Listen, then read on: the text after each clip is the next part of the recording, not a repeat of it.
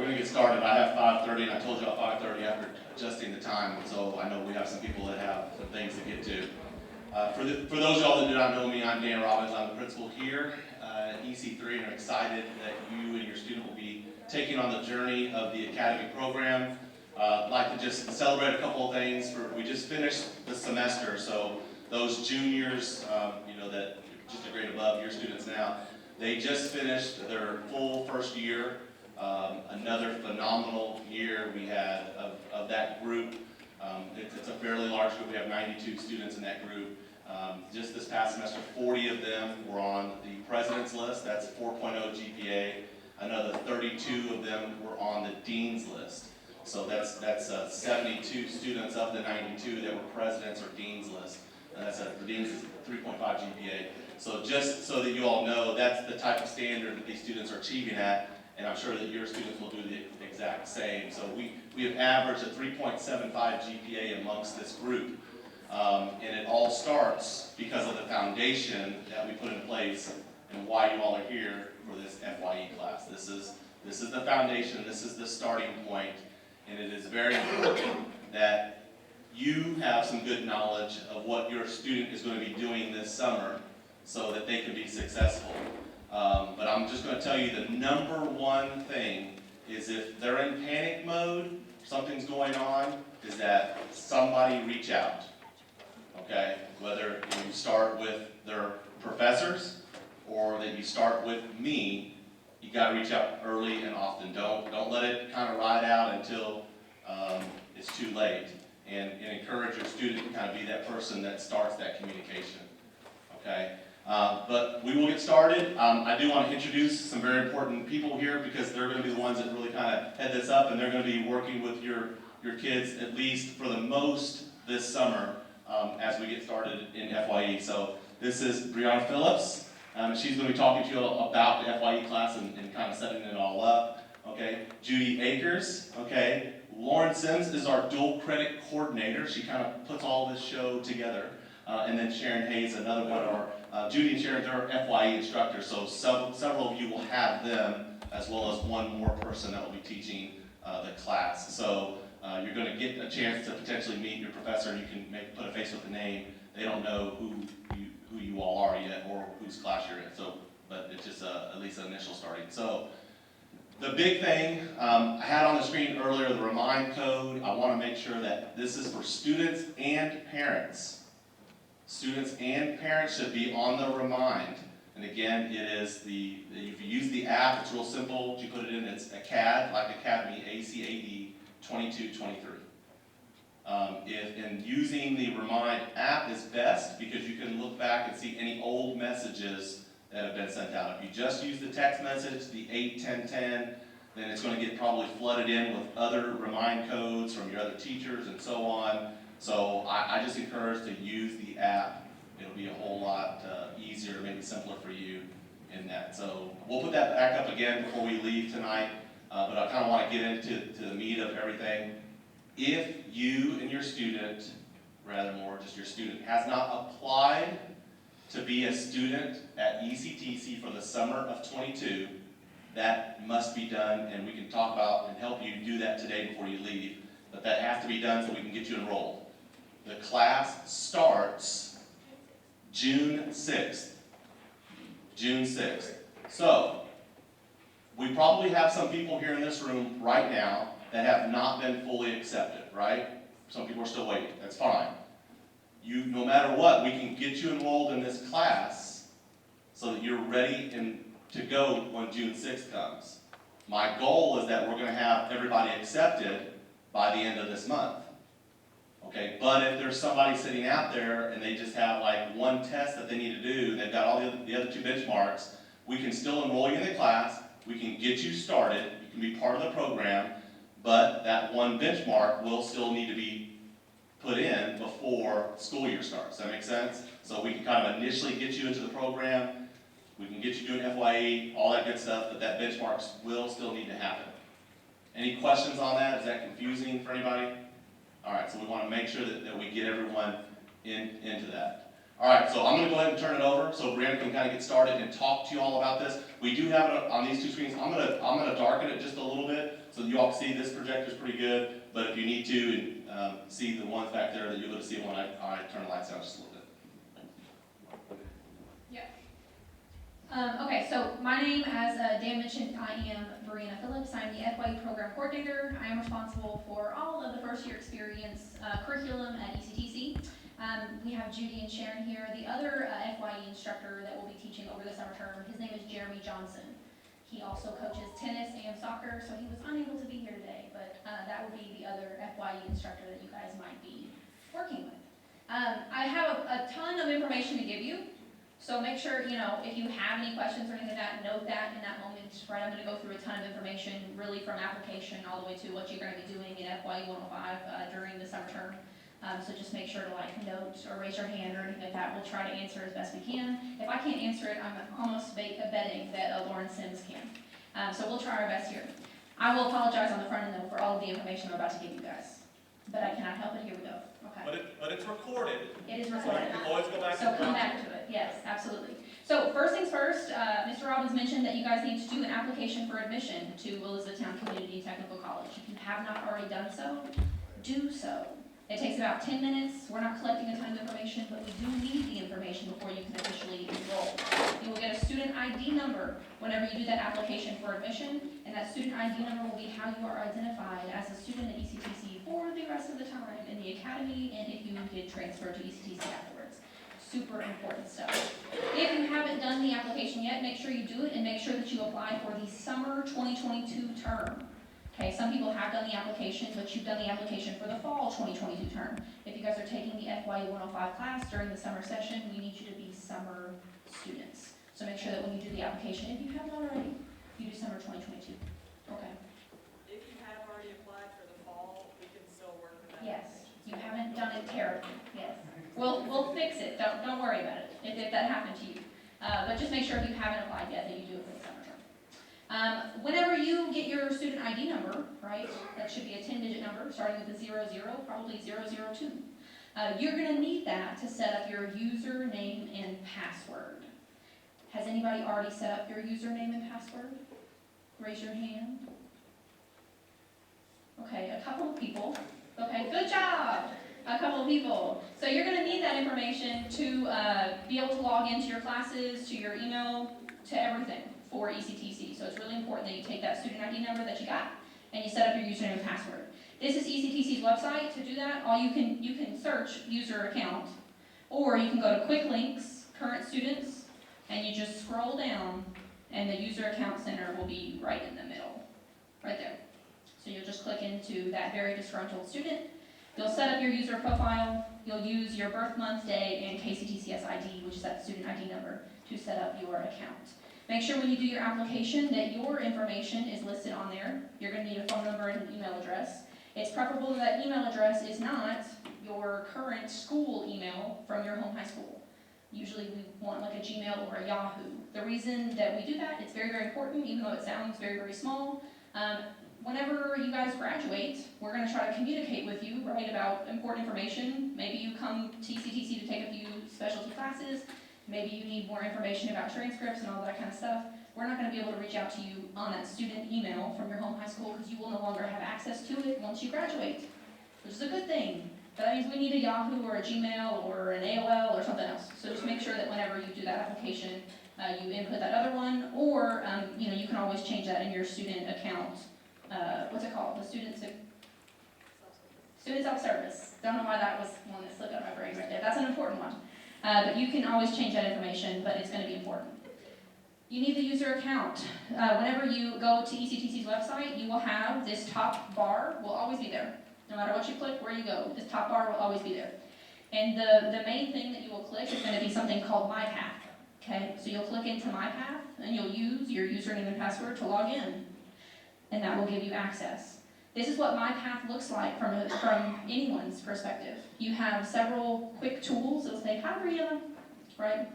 Hi, you. And these first three ones are going to be the ones that you're going to use the most regularly as a student at ECTC. So take a look at any one of these little projector screens to make sure that you kind of note this. Blackboard Learn is the very first one listed. Blackboard is going to be the learning management system that ECTC uses so you can access your classwork. If you take online classes or even on-campus classes, a lot of times you guys will have a Blackboard site set up for you.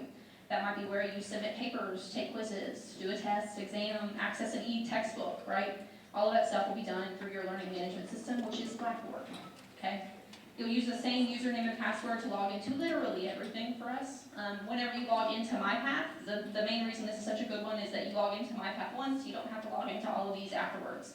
It's already in your account. So going to Blackboard, we'll go over it in a bit, and that's going to be where you get into all of your classwork. That'll be where you access your FYE 105 stuff, right? You'll have a student email assigned to you from ECTC, okay? So, and we will communicate as instructors, as, you know, anyone from our college is going to be communicating with you through that student email account, okay? Now remember how I told you it was super important that on your application you input a Gmail or a Yahoo? Yes, it's equally important that you don't use those to communicate with your instructors. As random as that sounds, we are told we are not allowed to reply back to those non-ECTC, non-KCTCS email addresses because we cannot verify that it is you, right? I may know that you love cats, but I don't know that CatLover32 is you, right? So we have to make sure that we're always using our ECTC email address that is set up for us. So if you have questions, comments, concerns about classwork or anything like that, just shoot us an email from that student email address. The last main one that you'll use is student self-service. That is where you're going to go to access literally everything else. That's where you're going to go to drop or withdraw. Nope, you won't do that. You will not do that. Forget I said it. You're a dual credit student. You'll do it differently. That's what you will use to access your class schedule, to see where your final grades are, look at program advisor information. Spoiler alert, your advisor is going to be listed as probably Lauren Sims, Ashley Tollefson, or someone else, right, will be listed, but they're specific to dual credit students. So you will see that information there. But that's where you're going to see everything, update student information, you know, pay your bill, everything is on student self-service. So if it's not access to classes or your email, it's probably there, okay? Those are the main ticket items. Did I forget anything off the top of my head? Okay, well, someone will tell me if I mess up. So, one main thing that I want to mention before we get into the wide world of Blackboard is that we have very important dates and deadlines for you to know, and all of which can be found on ECTC's website if you just search for academic calendar and you look up the summer 2022 one specifically. Now, I've pulled it up on the screen, but you guys have access to it at any point in time. Now, I don't believe anyone in here, theoretically, is enrolled in FYE 105 just yet, but once you do your application, we have ID numbers, we'll batch enroll, and you guys will be good to go. That classwork begins, as you'll note, on June 6th. That is the first day of classes. ECTC has a policy, it's a no-show policy, that says that if you don't come to your first couple classes, you will automatically be dropped due to non-attendance. Now, an online class still has the same policy, only you can't physically show up somewhere and say, hello, please count me, right? We have to make sure that we take attendance, make sure that you are wanting to be in that class, and that you are completing work towards that class. So for online work, you will have a first assignment that's going to be due within the first few days, right? Typically on like that Tuesday or Wednesday of that beginning of term. So you will need to make sure that you log in and do your first assignment by that, you know, second or third day, whenever the deadline is. If you do not do that first assignment by the assigned deadline, then you would be reported as a no-show. That means that you technically weren't in attendance. Those students, they're on a list, and they could be administratively withdrawn from the class altogether. That's not because we're real mean, right? It's because a lot of students in these classes are also not EC3 students. And sometimes when they register, they have really good intention, and then by the time the start of the semester comes around, life looks a little bit different. And we don't want to charge someone for a class they never attended. That would be mean, in my opinion, right? So make sure that you log in and do the first assignment in those online classes, specifically your FYE 105 one. Now that may be different for what class that I would teach, from what Judy would teach, Sharon would teach, or Jeremy would teach. You could have a syllabus quiz, right? Where you look over your syllabus, which if you don't know is the contract that you're essentially having with your instructor. They'll set up your expectations, everything that you need to know about contacting them and requirements for the class, core competencies, all that kind of stuff. You'll probably read over that and do a short quiz. You may have a discussion board in the class where they'll ask you to answer certain questions and you answer those questions, right? You could have a syllabus acknowledgement. I read it. Thank you, right? And that it could be different for everybody, right? So just make sure that you log in and you see what that first assignment looks like, because again, it could be different for different instructors, right? Now, while you're all taking the same class, FYE 105, you will probably all have different teachers, and this is an important note here. We teach the same subject, but we do not always do the exact same thing. We might have different point values assigned to homework assignments. We may do completely different homework assignments. Some of us may do reading quizzes, some of us may do aptitude quizzes. Things may be different from one instructor to the next, right? And that's totally okay. As long as we cover the core competencies, then you will be perfectly prepared. But what that means is that don't necessarily turn to a friend in the class and say, hey, what did she mean by this? They may be in a different class than you. Right? They may have Sharon instead of Judy, right? Or Judy instead of Jeremy. So you want to make sure that you're looking at that and asking any class-related questions to your instructor, or make sure that the person that you're asking is in the same class. Did you read that the same way I read that? That kind of thing. But just note that, you might be doing different things. The same is true for English classes, right? Any other class. You guys may all take psychology. That might be something. But everybody might do it differently, because you might take different teachers. So that's just out there. Just click into, I don't know what I'm doing and breaking something. You'll click into week 1 and you'll go into that folder and make sure you do all of the assignments within that folder, right? Predictably, it is due within the first week, right? Now, no, this will be theoretically where your first assignment will be located, right? That you need to do ahead of time. So you'll notice on this one, I have 2 different dates set for that due date. One is your first assignment, and then one would be the actual week's work, okay?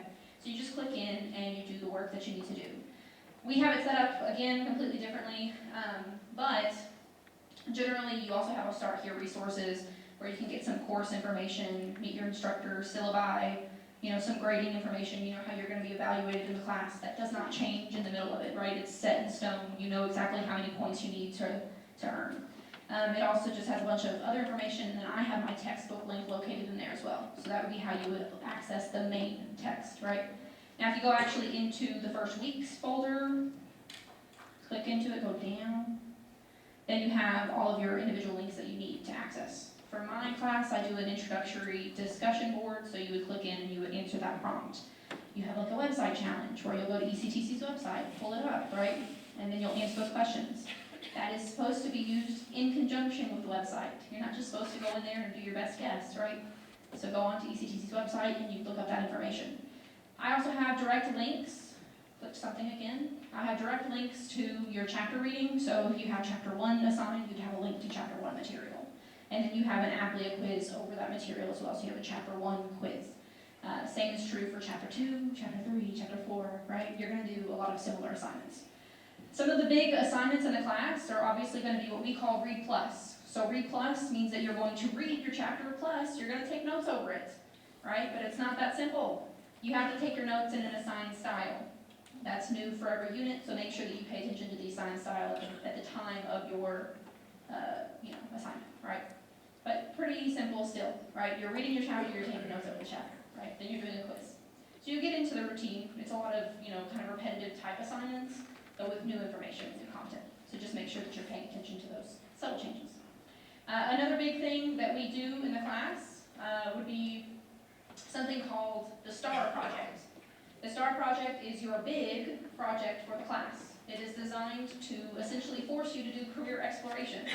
So you will do different assessments, self-exploration, you'll do academic program planning, and you'll do career exploration, and then you're going to tie that all together. There's going to be 2 different STAR projects that you'll have, one about midterm, one about final. Those are big ticket items. Those are giant assignments that we would have to do. They're worth a significant number of points in the class, right? So you're just going to want to break down that syllabi, like day 1-ish, right? Whenever you have access to it, and make sure you know what's required in the class and what you need to do to be successful. Take a look at it now, because everything should be set up, right? Once you have access to it. I don't mean literally now, you do not have access right now. But I mean, take a look as soon as you do get enrolled in that class, right? June 6th is when the term begins. Sometimes your classes will open a few days early if your teacher is feeling really nice. Sometimes they don't open until exactly the day that they are set to open, which is June 6th. So don't panic if it's not available for you yet. But if, Judy and Sharon just feel so inclined and they want to open it for you on Saturday or Sunday, that's totally an option, right? I'm not obligating them to that, though. Another big thing. How many people in here have a summer vacation planned? Woo! I'm super excited for you. Your homework is still due during the time of that vacation. Now, here's the beauty. Work ahead. That's totally fine.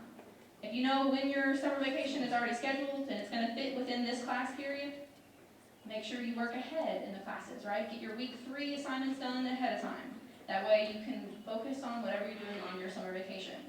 If you do not do your week 3 assignments because you were on vacation, right? Then that does not mean that you necessarily get to make them up after the fact, right? Because you knew that summer vacation was scheduled, you knew exactly when you were going to be going somewhere, and the teacher still had that assigned deadline. So you had access to it ahead of time, right? So get it done early.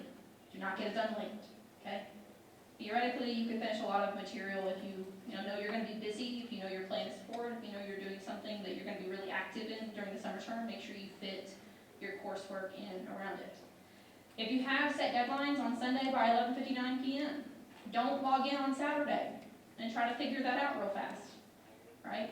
Make sure you log in at least at the beginning of the week. That way if you're confused about any of the assignments, then you can shoot one of your instructors a quick email asking for clarification. If you email us on Saturday or Sunday, you are likely to either not get a response or to not get a response in time to actually be able to be beneficial for you in that assignment.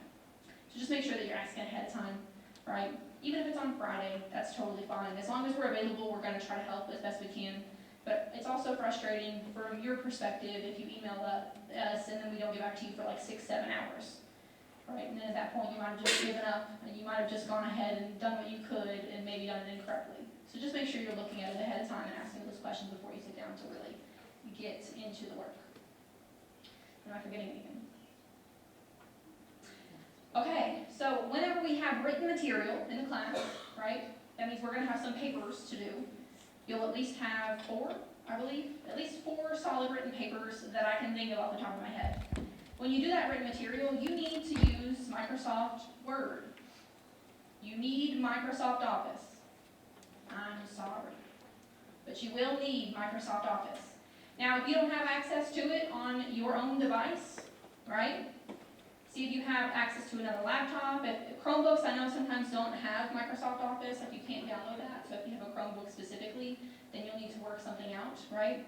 We do have open labs at ECTC that you might be able to go to if you can drop by, write it all on a Google Doc and Word online or something, and then come to campus to be able to convert that to a Word file. Yes, everybody has access as a student to Microsoft Office 365 for free. You do not have to pay for it. Now, if you already have it on a document, or on a desktop computer or a laptop computer, then that's great, but you have up to 3 downloads, I believe, at no cost to you while you're a student at ECTC. That should be in your Start Here Resources folder, and you're submitting assignments online. So it'll give you some quick information and then instructions listed on KCTCS's website for how to download that and get access to those free things, right? So that would give you PowerPoint, Excel, Word, Access, all of the stuff. Right? Everything that I can think of. But you will need to be writing your papers in Word. Here's the reason. 1, Blackboard does not always work with other things like Google Docs, links, whatever. It just doesn't always work. And sometimes you don't give us permissions to read it in the first place. That's a quick and easy oopsie. You forgot to allow other people to view it, but when we sit down to grade, if we can't view the document, we can't give you a grade on it. We can't access it, right? So you need to make sure that you're using a Word doc. Number 2, we are aware that when you submit a link as a Google Doc, you can still edit the document later. We know that. So that means if you submit your link as a Google Doc by the assigned deadline, but you're not actually done with your paper and you stay up an extra 3 hours working on that, we're not going to be right there at midnight grading that. I can promise you that, right? But if you submit Google Docs, right, stuff like that, you may not get a grade, right? And that's just realistically, there are much more severe instructors at ECTC that will definitely not accept a Google Doc, and so just start that now. Start with Word files, get used to working in Word, get used to typing those things up and submitting. Assignments are all, as instructions for submitting assignments are located in your Blackboard shell, and you can always ask us. We totally would answer any of those questions, but you will need to get into the habit of using Microsoft Office specifically. This is, Judy has pulled up. This is just the help center.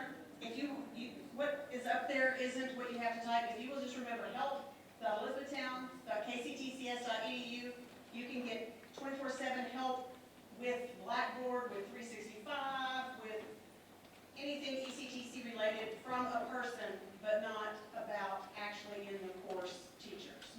So you can get 24/7 help. If you just type 365 in there, I did it, it came right up. It helps you download it. But help.elizabethtown, it doesn't say that, but it's what I, oh, it does say It's that. in the very, very top. It's in the very top part. If you just type Yeah. the help.elizabethtown. help.elizabethtown.kctcs.edu, that is the help desk. I will say that into the microphone just for the recording as well. So that's there. 24/7, there's always someone there that'll help. If they don't know the answer, like if you want free tutoring, you're having trouble, they don't know about ECTC's free tutoring, they'll send us a ticket, and then we'll help you the next business day. Yeah. So there is 24/7 help. Use it, use it, use it. So use this link as well. Now, again, as Judy mentioned, this is kind of a general link, right? So if it's specific to your class that you have a question, then make sure you email your instructor. But if it's like an overall, I'm having issues with using this, yeah, technical issue, Blackboard, that kind of stuff. If it's like you uploaded the wrong document whenever you, submitted to Blackboard, email your instructor. If it's a Blackboard won't let me upload a document, take it here, right? Go that way. But yeah, I think that that's generally good. You're gonna need to use Microsoft Word. Make sure you do your assignments ahead of time. You have everything in Blackboard that will be available to you at the start of term, which is June 6th. I think that I got it, right? Okay, I like to repeat myself because sometimes if it doesn't hit the first time, then maybe that third time it's the charm, right? So, I think that I've covered the majority of that. Do you guys have any questions for me or us? Yes? For the attendance, you mentioned that they could work ahead, so is the attendance by them actually logging in every session, for class syllabus, or if they work ahead, then how does the attendance work if they do go on vacation? So this is a good question. So she asks, how is attendance counted if you work ahead, right? And so the main item here for these online classes, mostly that first assignment submission is going to be the most important for attendance. How we track attendance past that point is from you submitting work.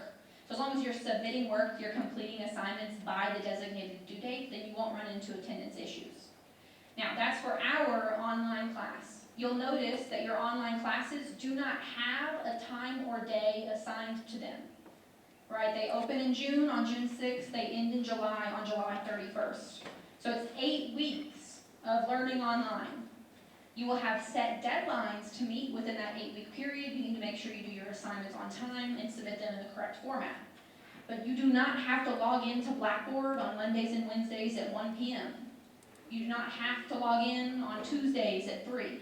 You don't have a time assigned to the login for the class.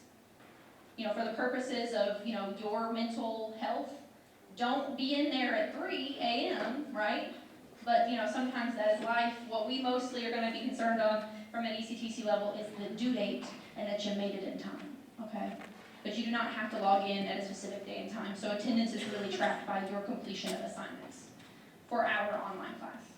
There are a few online classes that have a designated time and day, so those will come as they come, but you would be notified by the advisor that works with you whenever you enroll in classes. That was a good one. Do you have a question too? The book, is there a physical book, or is all this online with chapters that they're Mhm. going to be? So the question is there a physical book or is it all online? Both. So it is fully online. As part of the course charge model, you guys automatically have access to the e-text as soon as you would log in, as soon as June 2nd, or June 6th begins. I said June 6th, that's what I meant, June 6th. As soon as that begins, then you would have access to the e-text. You can independently purchase a physical text if you wanted to, but it is not a requirement. I'm very much someone who enjoys a physical text because I can highlight, but I'm also old. So I get it, that's just my preference. I like to have physical text. I like to be able to flip the page. I like to be able to write on it. Hey.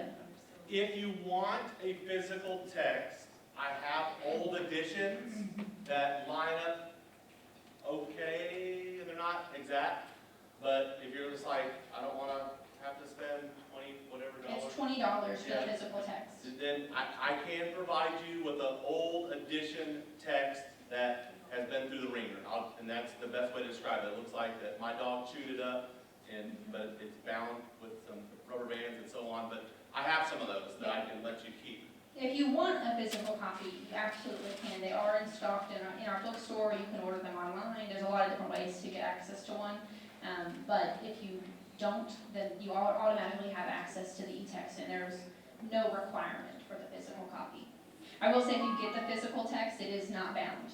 So it is you're gonna need a binder to go with it. Yeah, it's gonna have 3 hole punches, and you're gonna put that bad boy in a binder, and you'll be flipping. Did you have something to add, Lauren?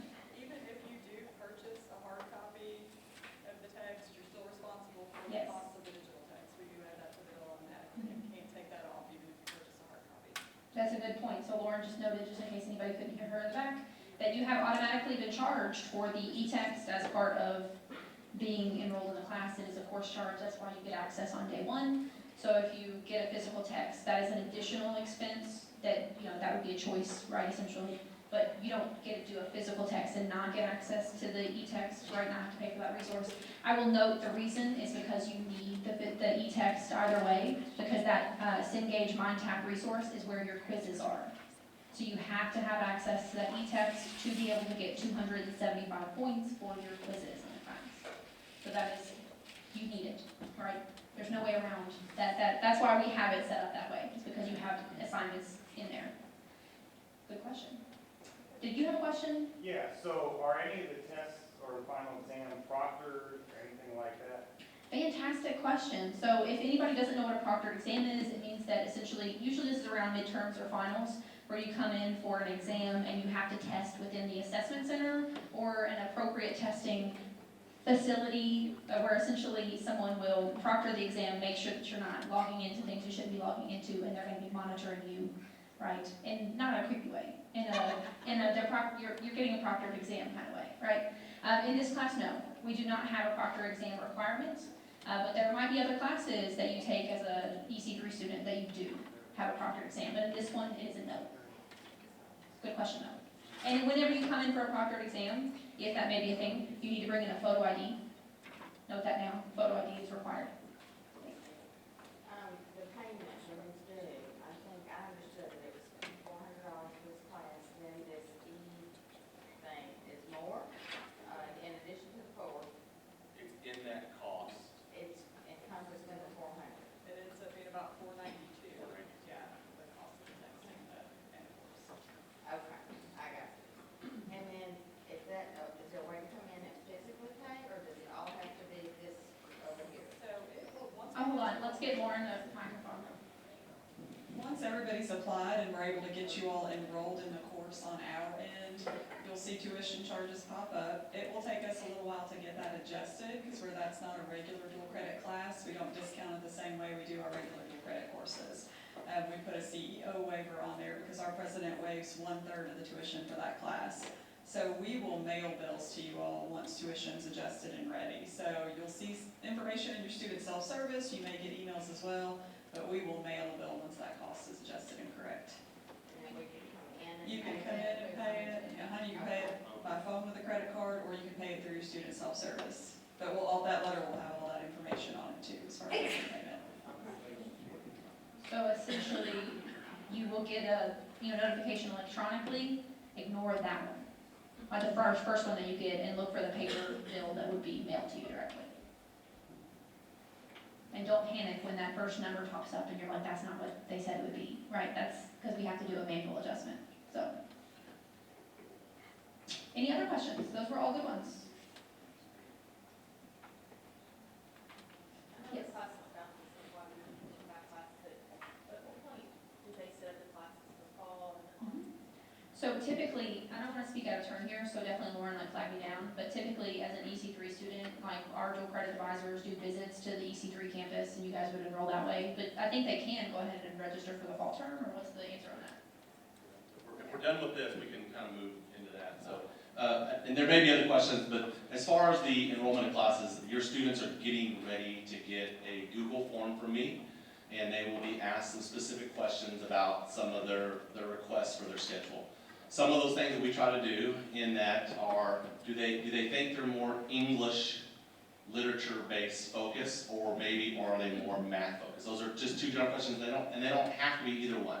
But we ask that question because it helps us to design whether they're taking English 101 in the fall, or if they're taking Math 150 College Algebra in the fall. Because if they're English focused, they'll end up with 2 math classes as a junior, 101 and 102, and they'll leave 161 for their senior year. If they're more math focused, they'll do Math 150 in the fall and maybe 155 in the spring, and then take something their senior year. But if they're neither, then we get to play around with their schedule and put math or English wherever. And that's kind of usually what we do, because we have 2 teachers here that are ours, they belong to Hardin County Schools, and that's our math teacher and our English teacher, and we try to keep them separate so that we always have one of our teachers that can see them every single day in the sense of what they're doing educationally. The other focus that we ask is their math or their science. Where do they see themselves science-wise? And science-wise is they're either biology, chemistry, or anatomy. And I'll give them some descriptors to kind of help them choose what route they think they want to go. And some of them say, why do I have to take a science? And then we help them find that science course that they have to take because they don't like science. But you have to have it. And again, we're trying to knock out a couple of different birds as we're doing everything. We're taking care of high school graduation requirements. We're also taking care of the associate's degree requirements. High school says you must take English every school year. So that's part of what we do. They also say that you must take math every school year. That's what we do. You must take a science class your junior year. We're doing that. The others, you gotta take history 109, it's a U.S. history course. We'll take care of that. So there are some things that we have to do with them, and we'll take care of that within their schedule. Another thing that I point out is a lot of students may have already taken an arts and humanities class, okay? You may have. That is part of a high school graduation requirement. Humanities is also required in the college field, so all of our students take a course in that as well. If you've never taken one in high school, this is your 2 birds with 1 stone that you do in our program. So just understand, this is what we do in the program to take care of associate's degree as well as the high school graduation requirements. So they'll be getting a Google form probably early next week that they'll need to respond to. I'll send it out a remind. I'll send it out on email as well. Yes? So for those who already took the arts and humanities in high school, do they still have to take one? Yes. Okay. They still take it for us because it's part of the associate's degree requirement. Yes? So band doesn't count for that. Band does not count. Anything you take at your high school does not count for your associate's degree. I want to make sure you understand that. Unless you've been in a dual credit class at your high school, which I know some of you have, such as like CIT 105, or some of you may have taken AHS 150 your med term. Those classes will count in your associate's degree, but it has to be a dual credit. Any regular high school class, though it may have been hard and you didn't like it, is not college credit. Okay? Any other general questions? I want to make sure, I know we got some people that need to get out here, you got to go. Again, this is being filmed, so we'll be able to put that out, that link out. But for those students that need help getting their either application completed or their student self-service set up, like getting into your account, we want you to be able to stick around and do it. That's why I asked you all to get Chromebooks. We would like to help you navigate that while we have several of us here that can help you do that. If there are no more questions, there's nothing else that's needed, then we're gonna call it finished. I don't want to cut anybody off. Any other general questions that's good for the group? Yes? So I'm high school classes, AP classes. Yeah, so if you took an AP class this year, and you may have already taken an AP exam, or you're getting ready to, right? When you pass that, I need your scores. So you can give them to me this summer. We can wait even until the fall to do that. But I need your official College Board scores that you'll get. Once you give those to me, then I will get those over to Ms. Sims, and they get put into your college transcript. So that is important. If you took an AP class and you got the AP credit, then I'll need those scores. That's a great question. Any other questions for the group? If not, I'll stick around up here. But for those that need help and assistance with working on their student self-service, we may pull up a couple of those, just the link to show you where you go, that you can complete that. Otherwise, we are done. Thank you.